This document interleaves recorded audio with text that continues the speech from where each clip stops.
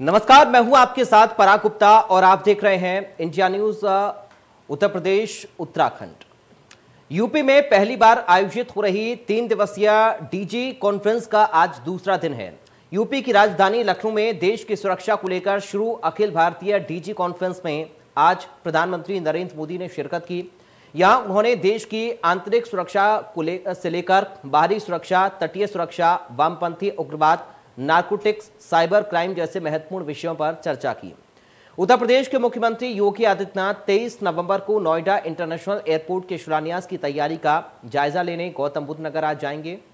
वहीं आज यमुना प्राधिकरण की समीक्षा बैठक में स्वास्थ्य मंत्री और जिले के प्रभारी जय प्रताप सिंह ने कार्यक्रम की तैयारियों का जायजा लिया था।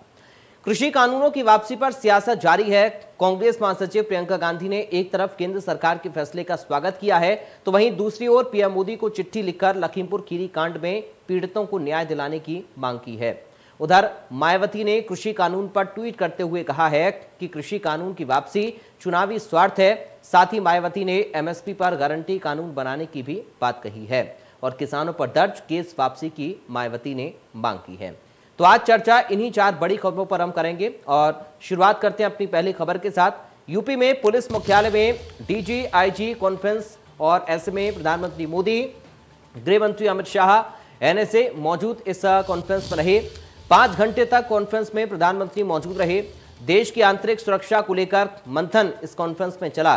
संबंधित अधिकारियों के साथ मंथन हुआ है इस कॉन्फ्रेंस में। तो प्रधानमंत्री, गृह मंत्री, एनएसए इस कॉन्फ्रेंस में मौजूद रहे हैं। इसी खबर पर संवाददाता रजनीश हमारे साथ लाइव जुड़ गए हैं। रजनीश, क्या अपडेट है कॉन्फ्रेंस को लेकर? देखिए, जो ये कॉन्फ्रेंस हो रही थी जिसमें खुद प्रधानमंत्री ने शिरकत किया था, तो बहुत ढेर सारी उम्मीदें भी इस कॉन्फ्रेंस की, क्योंकि इस प्रकार के कॉन्फ्रेंस का पहला आयोजन उत्तर प्रदेश की राजधानी लखनऊ में किया जा रहा है। बहुत ढेर सारी उम्मीदें भी है। जिस तरीके से अपराध का तरीका और अपराध का दायरा बढ़ा है, उस समय इस प्रकार के कॉन्फ्रेंस की जरूरत हो जाती है।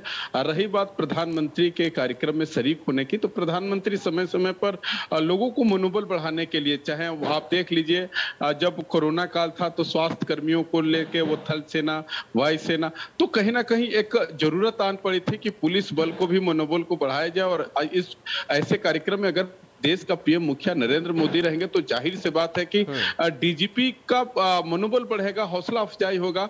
जब डीजीपी लेवल के अधिकारियों का हौसला अफजाई होगा तो वो जाके अपने के नीचे के अधिकारियों के हौसला अफजाई करेंगे और उसका जमीनी फायदा भी दिखेगा, अपराध पे लगाम लगेगा। और सबसे बड़ी चीज है कि जो ओवरलूप हो जाता था, जिस तरीके से मैं आपको बता दूं कि क्राइम लोग करके, मैं नोएडा और एनसीआर दिल्ली की बात बता दूं, तो अगर दिल्ली में लोग क्राइम करके एनसीआर में सुरक्षित हो जाते थे और पुलिसिंग की तालमेल के कमी के अभाव में वो अपराधी सुरक्षित रह जाते, अभी होता रहा है। तो आज अगर सारे प्रदेश के मुख्य डीजीपी एक साथ बैठेंगे तो जाहिर सी बात है इस पर भी मंथन होगा कि आखिर इस प्रकार के क्राइम को कैसे रोका जाए। तो प्रधानमंत्री के आने से जाहिर सी बात है कि मनोबल बढ़ा हुआ है और उम्मीद है कि कुछ पुलिसिंग में भी व्यवस्था में सुधार होगी इस कॉन्फ्रेंस के बाद। और हम लोग एक प्रेस कॉन्फ्रेंस का इंतजार करें तो क्या निकल के आता है। लेकिन ऐसे कार्यक्रम में अमित शाह, प्रधानमंत्री डोभाल की मौजूदगी कहीं ना कहीं एक बड़ा संदेश दे रही है। जी बिल्कुल रजनीश, क्योंकि आप जिस तरीके से बता रहे हैं, खुद प्रधानमंत्री नरेंद्र मोदी, अमित शाह एनएसए कॉन्फ्रेंस में शामिल रहे, डीजी आईजी कॉन्फ्रेंस में शामिल रहे। ये माना जाए कि आने वाले वक्त में देश की आंतरिक सुरक्षा को और मजबूती देने की कठोर प्लानिंग इस कॉन्फ्रेंस में की गई होगी। जाहिर सी बात है आयुष, क्योंकि जिस तरीके से मैंने पहले ही कहा कि आपसी तालमेल के वजह से जिस तरह अक्सर सुनने में और देखने में भी मिलता है, अक्सर आप खुद खबर भी पढ़ते होंगे कि आप यूपी के अपराधी बिहार में शरण लिए हुए, मध्य प्रदेश में शरण लिए हुए, एक से एक इनामी अपराधी। नक्सलियों की बात करें तो आंतरिक सुरक्षा के लिए जो खतरा होते थे, और चूंकि यहाँ पे संघीय पुलिस व्यवस्था है तो कहीं ना कहीं दिक्कत आ जाता था कि संघीय ढांचे में अलग अलग हर एक जगह के नियम कानून और संवैधानिक धाराएं बनी हुई है। तो लेकिन अगर इस प्रकार का अगर तालमेल हो जाता है तो अपराधी अपराध तो करेगा क्योंकि उसकी नेचर होती है, लेकिन बचेगा नहीं, ये पुलिस की गारंटी होगी। चलिए, बहुत शुक्रिया रजनीश आपका जानकारी और इस पूरी बातचीत के लिए। बढ़ते आगे अगली खबर की ओर।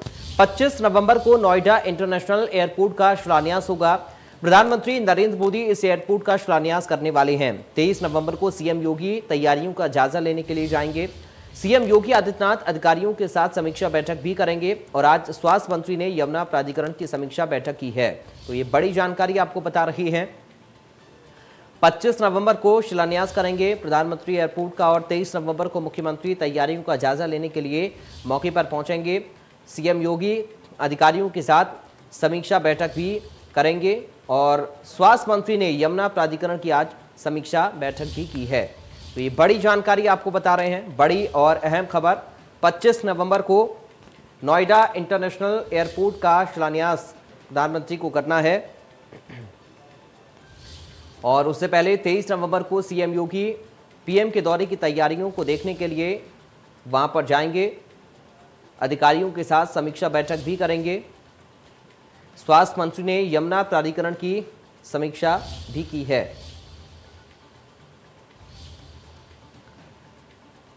तो ये बड़ी जानकारी, बड़ी खबर आपको बता रहे हैं। प्रधानमंत्री 25 नवंबर को शिलान्यास करेंगे एयरपोर्ट के लिए। 23 नवंबर को सीएम योगी तैयारियों का जायजा लेने के लिए पहुंचेंगे। तो नोएडा इंटरनेशनल जेवर एयरपोर्ट का शिलान्यास करने के लिए पहुंचेंगे प्रधानमंत्री। 25 नवंबर को ये शिलान्यास पीएम मोदी को करना है और उससे पहले 23 तारीख को सीएम योगी भी पहुंचेंगे तैयारियों का जायजा लेने के लिए।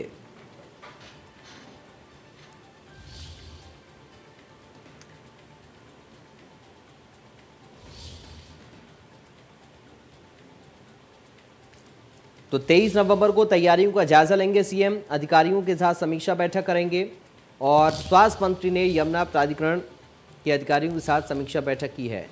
तो ये बड़ी और महत्वपूर्ण जानकारी आपको बता रहे हैं।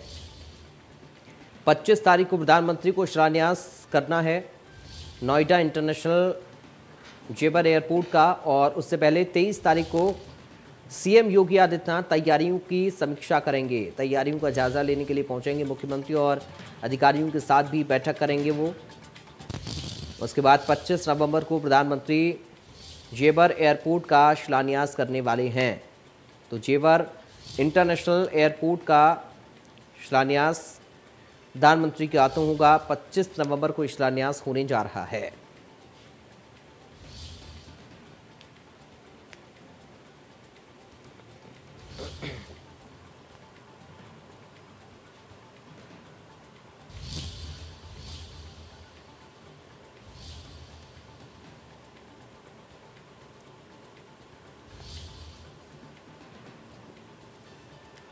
ग्रेटर नोएडा से संवाददाता रजत इस वक्त लाइव हमारे साथ जुड़ गए हैं अधिक जानकारी के लिए।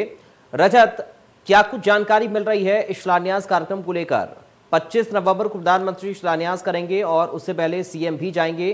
स्वास्थ्य मंत्री ने जो बैठक की है उसको लेकर और क्या कुछ अपडेट आपके पास?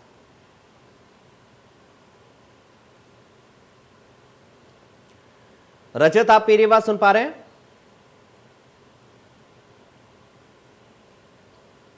रजत, अगर आप म्यूट हैं तो अनम्यूट करिए।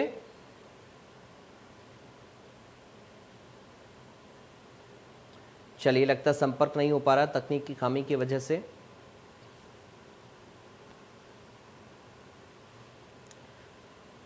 चलिए बढ़ते आगे। प्रियंका गांधी ने पीएम मोदी को लिखी चिट्ठी और इस चिट्ठी में लखीमपुर खीरी के पीड़ितों को न्याय दिलाने की मांग की है। अजय मिश्रा की बर्खास्तगी को लेकर प्रियंका हमलावर हुई हैं। प्रियंका गांधी ने अजय मिश्रा को बर्खास्त करने की मांग की है। गृह राज्य मंत्री के साथ मंच पर विराजमान मत होइए, यह अपनी चिट्ठी में लिखा प्रियंका ने। साथ ही लिखा, अन्नदाताओं के साथ हुई क्रूरता को पूरे देश ने देखा। तो एक चिट्ठी लिखी है प्रियंका गांधी ने प्रधानमंत्री नरेंद्र मोदी को और अजय मिश्रा की बर्खास्तगी की मांग इस चिट्ठी में की है प्रियंका गांधी ने।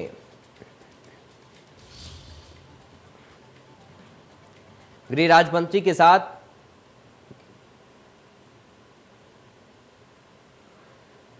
कल आपने 3 काले कृषि कानूनों को किसानों पर थोपने के अत्याचार को स्वीकार करते हुए उन्हें वापस लेने की घोषणा की।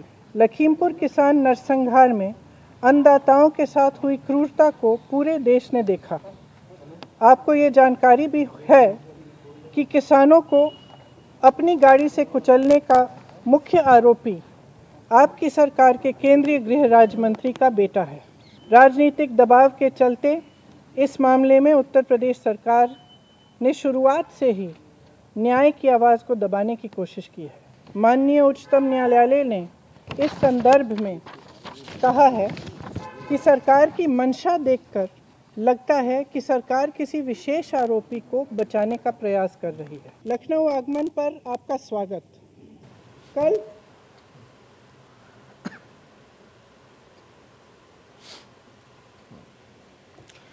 तो ये चिट्ठी हम आपको दिखा रहे हैं। ये चिट्ठी लिखी है प्रियंका गांधी ने प्रधानमंत्री नरेंद्र मोदी को। इस चिट्ठी में मांग की है अजय मिश्रा की बर्खास्तगी की। केंद्रीय गृह राज्य मंत्री अजय मिश्रा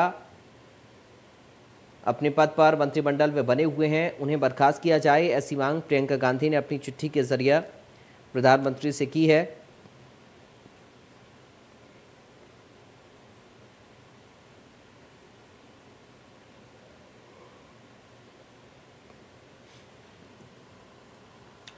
खुर्रम निजामी संवाददाता इस वक्त हमारे साथ लाइव जुड़ गए हैं इस खबर पर। खुर्रम, क्या कुछ है प्रियंका की इस चिट्ठी में? देखिए, प्रियंका गांधी की चिट्ठी में बहुत कुछ है। पहली बात तो ये है कि उन्होंने जिस तरीके से बताया कि जो आपको कानून वापस लेना पड़ा उसकी ताकत किसान थे, तो जाहिर बात है कि यहाँ पहला हमला। दूसरी बात यह है कि उन्होंने लखीमपुर का जिक्र किया और कहा कि जिस शख्स पर इल्जाम है कि गाड़ी ने किसानों को कुचला है, वो एक मंत्री की गाड़ी है और मंत्री अभी भी अपने पद पर बरकरार है।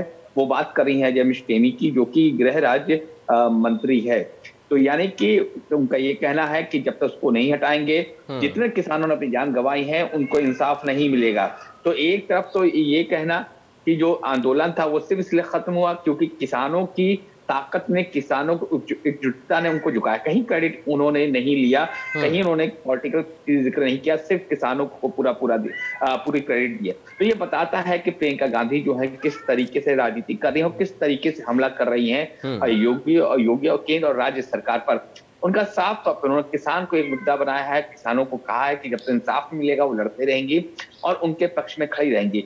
तो लेकिन जो कानून को वापस लिया गया है या वापस लेने की बात कही गई, क्योंकि अभी तक तो वापस हुआ नहीं है, जो बात कही गई है उस पर जो टिकैत का बयान आया है कि जब तक कि कंप्लीटली उसको वापस नहीं लिया जाएगा तब तक कि उनका आंदोलन नहीं थमने वाला। उसी तरीके से प्रियंका गांधी भी कहीं ना कहीं उनके समर्थन में खड़ी थी। यानी कि आपका सिर्फ ये कह देना कि हम ये करेंगे अब काफी नहीं है प्रियंका गांधी के लिए। जब तक कि उसको अमली जामा नहीं पहनाएंगे, जब तक कि वो धरातल पर नहीं उतरेगा, तब तक कि वो उसी तरह से लड़ती रहेगी। उनको मालूम है कि किस तरीके से 2022 या फिर 2024 की जमीन है उसको कैसे मजबूत करना है, खाद कहां से आनी है, तो पानी कहां से मिलना है। तो यही वजह है कि इसी जुगत में वो लगी हुई है और जब भी मौका मिलता है वो तुरंत योगी सरकार पर हमला करती हैं या फिर मौका मिला तो केंद्र सरकार पर भी हमला करती हैं।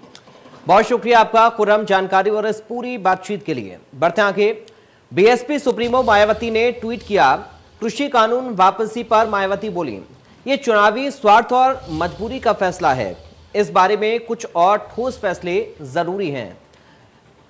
एमएसपी पर गारंटी कानून बनाए सरकार, किसानों पर दर्ज केस वापस लिए जाएं, ये सारी बातें मायावती ने अपने ट्वीट में लिखी हैं।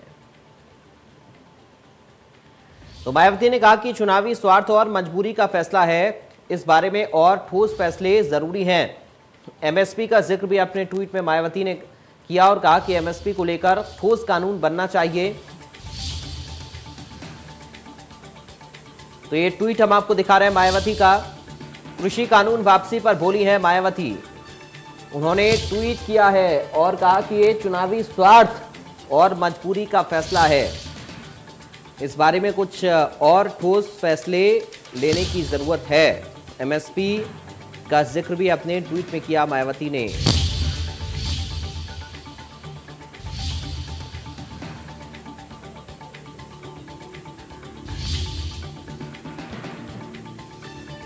तो ये ट्वीट मायावती का हम आपको दिखा रही हैं।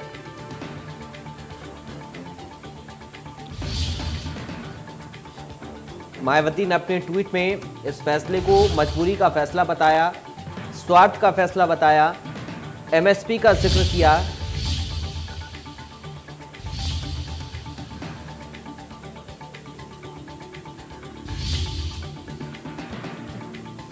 खुर्रम हमारे साथ बने संवाददाता लगातार। खुर्रम, प्रियंका गांधी का भी हम जिक्र कर रहे थे, उन्होंने चिट्ठी प्रधानमंत्री को लिखी इसी केस के सिलसिले में। अब मायावती का भी ट्वीट हम देख रहे हैं, उन्होंने एक तो इसे चुनावी स्वार्थ और मजबूरी का फैसला बताया और एमएसपी का भी जिक्र मायावती कर रही हैं। जी बिल्कुल, देखिए जो किसान आंदोलन था वो कहीं भी वहां पर राजनीतिक दखल तो था, लेकिन राजनीतिक लोग वहां नहीं थे जैसा क्लेम किया जाता है। और ये बात मालूम है, जितने विपक्षी दल हैं उनको बात मालूम है कि किसानों का एक ऐसा मुद्दा है जो सीधे सीधे आपको आम जनता से कनेक्ट करता है। यही वजह है कि प्रियंका गांधी ने बगैर चिट्ठी लिखी ताकि और पर हमला किया, और उसको जो गृह मंत्री का बेटा है उसके जरिए गृह मंत्री पर हमला किया। तो वहीं जो मायावती हैं वो भी आगे उनको मालूम है कि इस एक मुद्दे से किसान किधर जा सकते हैं। किसान बीजेपी की तरफ भी जा सकते हैं, कांग्रेस की तरफ जा सकते हैं और बीएसपी की तरफ से भी बीएसपी की तरफ भी आ सकते हैं। यही वजह है कि उन्होंने ट्वीट किया, उन्होंने एमएसपी की बात कही। उनका ये कहना है कि काला कानून तो चलिए वादा कर लिया गया, वापस होगा, वापस हो जाना चाहिए, लेकिन एमएसपी जो है वो एक बड़ी मांग है और आज से नहीं अरसे से किया रही। यही वजह है कि वो एमएसपी पे चली गई ताकि वहां क्रेडिट ले सके। सबसे पहले हमने एमएसपी की बात उठाई उस बिल की, उस कानून को खत्म होने के बाद। तो जाहिर सी बात है कि जैसे जैसे चुनाव करीब आ रहा है वैसे वैसे हर एक राजनीतिक दल, चाहे बीजेपी हो, सपा हो, कांग्रेस हो या फिर समाजवादी पार्टी हो, इन सबको मालूम है वो हर एक ऐसा मुद्दा ढूंढते हैं, हर एक ऐसा मौका लम्हा ढूंढते हैं जहां पर वो अपने वोट बैंक में इजाफा कर सके। यही वजह है कि जब भी कोई मौका आता है ट्विटर वार शुरू हो जाती है, बयान आने के दौर शुरू हो जाते हैं। लेकिन जनता किधर जाएगी, जनता जनार्दन का फैसला क्या होगा, ये तो 2022 के चुनाव के नतीजे यही बताएंगे। लेकिन एक बात बिल्कुल साफ है कि जिस तरीके से किसानों को लेकर लामबंद था अपोजिशन, अभी भी लामबंद है अपोजिशन। बिल्कुल, बहुत शुक्रिया खुर्रम आपका जानकारी और इस पूरी बातचीत के लिए। तो फिलहाल इन तमाम खबरों के साथ इस बुलेटिन से मुझे दीजिए इजाजत। आप देखते रहिए इंडिया न्यूज।